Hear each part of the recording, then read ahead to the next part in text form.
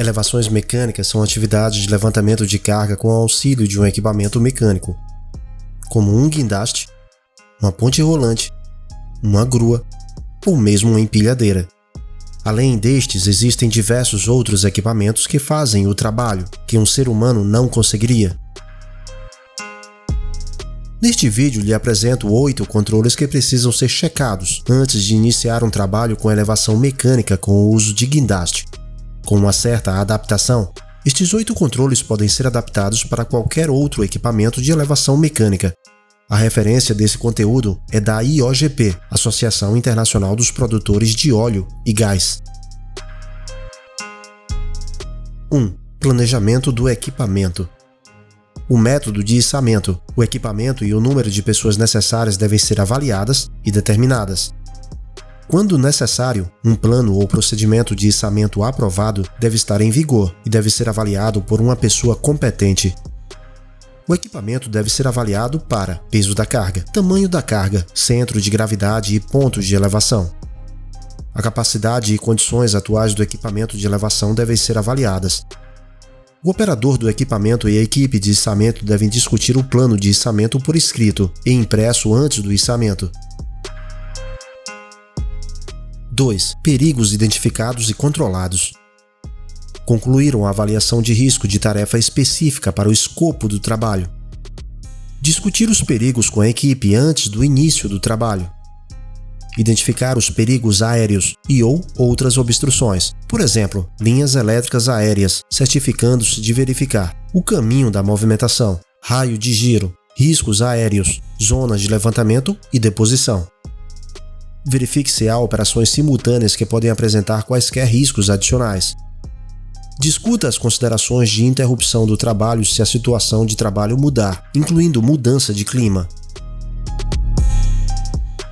3. Os trabalhadores envolvidos com equipamento de elevação qualificados para realizar sua tarefa. O operador do equipamento de içamento e a equipe de içamento qualificados para realizar sua tarefa. Observação: para ser qualificado, pode ser exigido certificação e/ou avaliação para atender aos requisitos da empresa ou legais aplicáveis. 4. O equipamento de elevação deve estar estável e o potencial de movimentação não planejado deve ser avaliado. O equipamento de elevação nivelado e/ou colocado em solo estável. O solo avaliado quanto à estabilidade e nivelado para o equipamento de elevação. Os estabilizadores utilizados. As cargas avaliados quanto à estabilidade, levando em consideração fixação de carga, condições do local de trabalho, caminho a ser percorrido, capacidade do equipamento. O equipamento operado de acordo com os requisitos da locação ou cliente, por exemplo, clima, estado do mar e temperatura. 5. O equipamento de içamento e amarração deve ser certificado, inspecionado, avaliado para a elevação, a inspeção pré-uso do guindaste concluída, dispositivos de segurança e monitoramento instalados e funcionando, o gráfico de carga do fabricante disponível, os acessórios inspecionados antes do levantamento, os acessórios classificados para o içamento. Observação: se o gráfico de carga não existir, suponha que o equipamento não seja classificado para o içamento, interrompa o trabalho e identifique equipamentos de elevação alternativos classificados para a carga.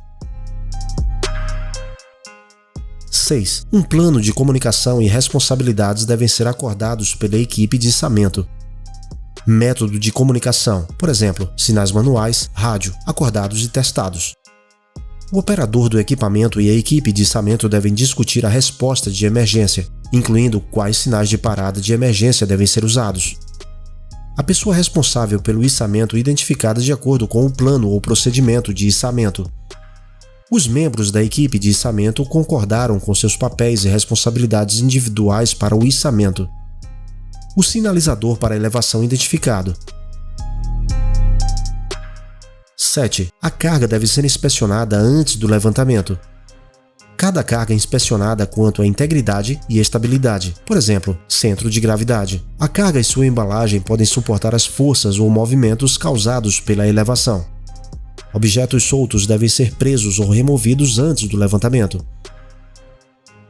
Objetos soltos pequenos devem estar bem embalados ou colocados em uma cesta de elevação. 8. Barreiras e zonas de isolamento devem estar em vigor. As zonas de isolamento devem ser identificadas e os controles devem estar em vigor para proteger as pessoas dos riscos da linha de fogo, incluindo trabalhando sob cargas suspensas, objetos em movimento, objetos que podem cair. O acesso às zonas de isolamento devem ser controlados, por exemplo, fitas zebradas ou barreiras físicas. As rotas de fuga devem estar desobstruídas e devem ser conhecidas pela equipe de trabalho. Aproveite esse conhecimento adquirido e nas próximas operações de levantamento mecânico, aplique estes controles e finalize sua operação com segurança.